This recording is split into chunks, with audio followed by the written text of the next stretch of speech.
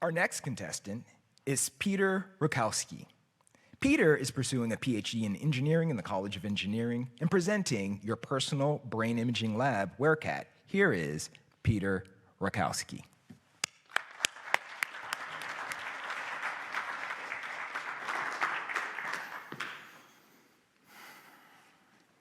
When do you do your best work? Is it in the morning after a run? Or maybe sometime in the evening? You see, we know that people perform their best mentally at different times in the day. And though with optical brain imaging, we can measure things like attentiveness or alertness, we miss this kind of nuance. In our gold standard, we get what's called a functional MRI, where a subject lies in an MRI and performs a cognitive evaluation task. Now, the results allow us to see neural activity in correspondence with the tasks themselves. But MRI machines are massive, and they're immobile. Subjects have to come to them to a lab to get scanned. Subjects are also forced into small spaces and endure loud clicking noises as they run. Essentially, you can only get about a 45-minute snapshot of neural activity a day, because how much time can you spend in what's essentially a loud coffin? The goal of my research is to improve upon this snapshot approach by creating a portable brain imaging lab that fits in your pocket. In the first phase of my research, I created a mobile app that presents cognitive stimuli and pairs with a smart Bluetooth-enabled headband to gather neural activity. The headband itself uses small sensors called fNIRS. Now, fNIRS detect blood oxygen levels, and when used on your prefrontal cortex, your forehead, they've been shown to be equivalent to fMRIs. Despite the fact that fNIRS have been around a while, all of fNIRS research is conducted much like an fMRI, where subjects still have to come to a lab and they're wired up.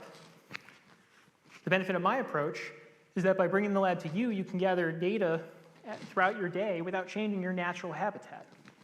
Because let's face it, we're all glued to our phones at 24/7 anyway. All I'm doing is giving you a snazzy headband.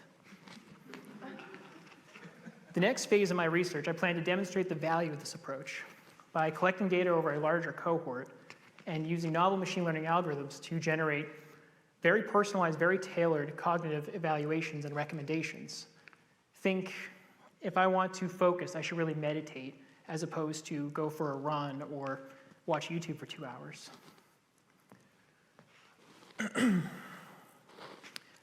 By gathering data that better represents us in our natural environment, we can make our devices aware and react to us rather than the opposite. Thank you.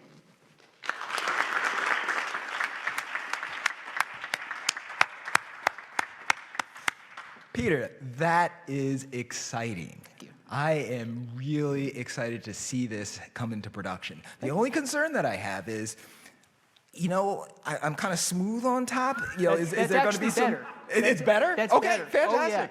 Oh, yeah. Well, you know what? You should talk to Bosley and those other kind of haircut and say, hey, look, you know, and you know, maybe you don't need that hair. You can, you know, get MRIs without going into the, what did you call it? What kind of coffin? A giant loud coffin. Loud coffin. Yes, Yeah, fantastic. yeah. Well, my brother shaved his head, and he's never looked better, so. Fantastic. Dr. Granis, what thoughts do you have to share with Peter? Peter, thank you so much for that presentation. This is so cool. I'm sitting here like just nerding out because I want to volunteer for your study. So, you know, send me an email if you need a subject. I'll walk around with a headband on. Because personally, this idea of the noisy coffin, having been in an MRI, it always fascinates me. How do people do these, you know, clinical studies to do, you know, sort of things like you were talking about, cognition and whatnot? How is that not impacted by being inside the tube where you're feeling claustrophobic and hearing all these noises, right?